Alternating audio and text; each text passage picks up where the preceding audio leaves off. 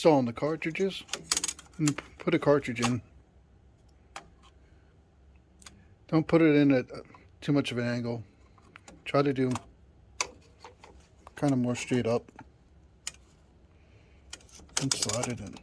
You don't want to force it back. If you force it back and try to close the cartridge, it's not going to close right. So just let it be angled and let the lever put it back into place. You don't want to put it in at too much of an angle because you're going to end up scraping the end of the cartridge against the pins inside there.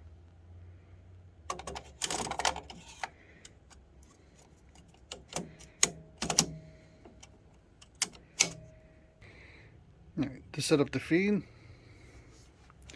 each roller has what you call as a separator. I like to get the guides pushed off to the side out of the way. Pull the lever down. That releases these separators. Now I can pick them up. See, the outside ones are already up. I'll take one piece, one envelope, or one mailer. Put it over top of the rollers. And push the separators down. Just let them, the weight, come down on the mail piece. Then I'll lock the lever in place.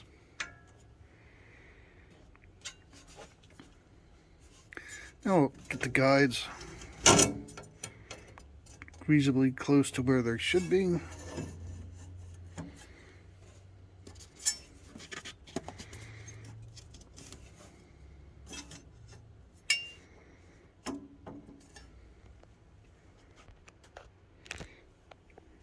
Now the rear guide, take some of the product and put it in here. And I want the rear guide kind of just like that, picking up the back of the stack. Just a little bit. If you see how they're kind of nicely staggered in there.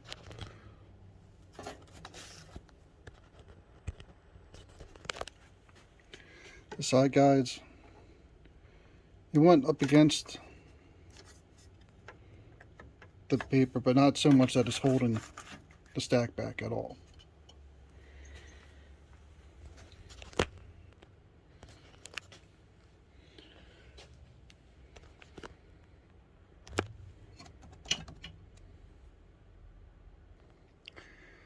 To send the printhead height, the printer has to be on.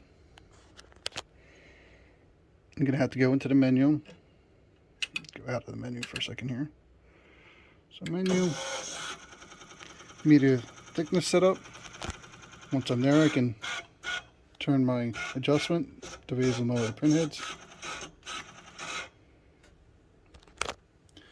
I'm going to take one piece.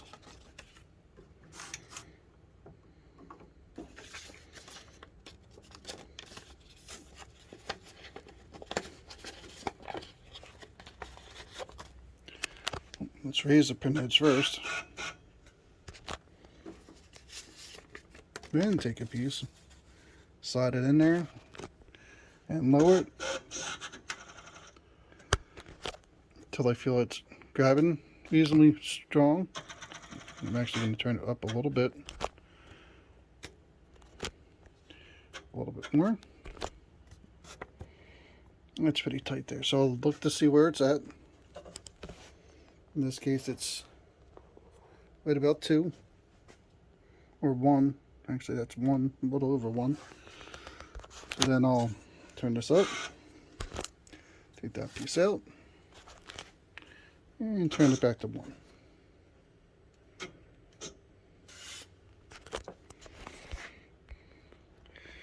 Now with this type of unit, the heads, where you want to print on the envelope is set by up and down wise, or set by moving the print heads. So if I had to do a return address, I could use this bank, and I try to line that up to go over the envelope at the very top. something like that. If the heads are all the way down, it's hard to slide the print heads. So we need to turn the print heads up to slide them. I usually just try to eye it up, and then I'll do a test to see if it's lined up where I want it to be. At this point, we can try a paper test. Get out of the menu here. This is enter for paper feed.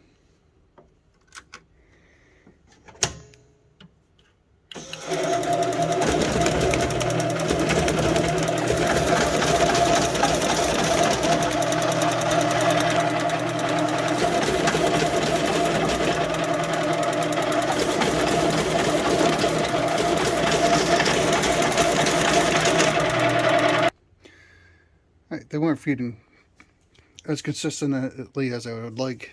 Then I noticed I had the guide a little bit too tight and it was holding up the stack, so I just corrected that. Next thing I'm going to do is we're going to purge the print cartridges. I'm going to go into the menu.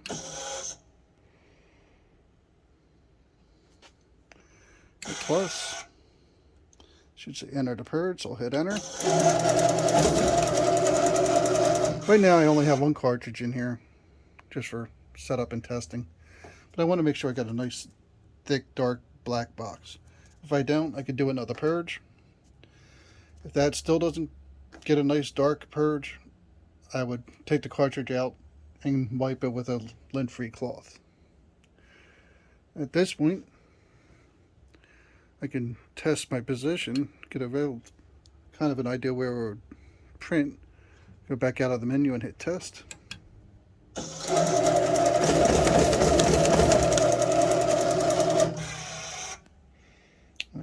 My position's pretty good. If I wanted it up a little bit more, I could slide the print head up a little bit or down a little bit. Go that way.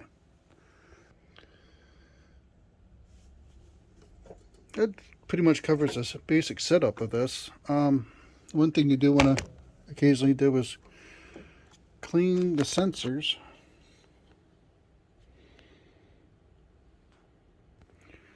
So I'm going to slide the print heads out of the way for a second here and see if I can show you where that sensor is.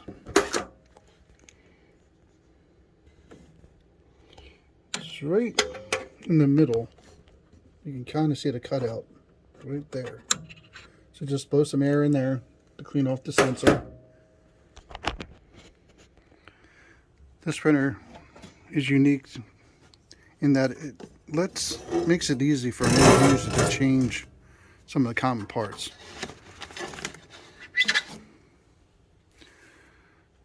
So if if my rollers got worn out, I could take these 4 screws off. This plate comes out. We have a video on this too, and it's easy to see how the rollers are cut. You can actually slip them on over top of the roller and tighten them back down again. The separators are easy too. The screw and the separators pop right out of there. When you go to do the separators, I usually put a sheet of paper in there and in the way.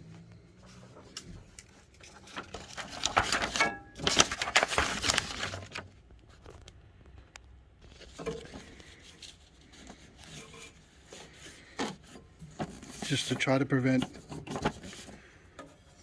the screws from falling inside the machine and having to take another cover off to get them out of there. At worst, they'll just slide down into the print head area where it's not nearly as hard to get them out from. When setting that thickness, sometimes in setting the separators, you'll find that maybe it's double feeding or too close together, or just not consistently enough. Sometimes I'll actually set the separators to 2 envelopes. Thicker mailers like a trifold, I might do 1 full trifold plus another sheet of paper, or a half folded sheet of paper on top of it just to give a little bit more thickness. Sometimes glossy postcards, oh, actually adds a little bit of weight pushed down to try to give it a little more ability to separate. Also, postcards that are glossy, sometimes I'll push this down so it's at a higher angle.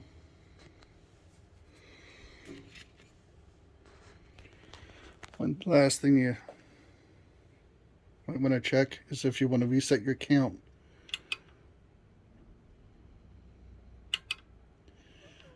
Your piece count here. Go into the menu. Clear batch count, enter. If you wanted to purge on the first piece, when you do the mailing, so when you send the data, the first piece that comes out will be a purge. I like to leave print enhancements on. It just keeps the cartridge printing a little bit clearer. Auto feed, that means like if you put it online, as soon as you send data, it's going to start feeding. If you turn that off, it's going to wait for you to come back to the printer, and you'll have to hit enter to start the paper feed.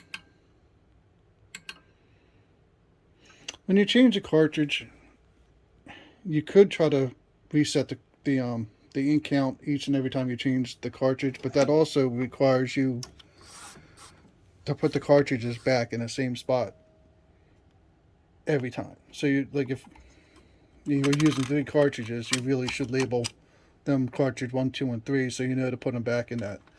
I really don't recommend doing that. I usually just wait and keep an eye on the print, and once I see the print quality getting too light, clean it off. You'll get a feel for how light they'll be when it's out of ink. But trying to get them back in the same spot each and every time could be a headache. Not really worth the aggravation, because you get used to just feeling the weight of the cartridge.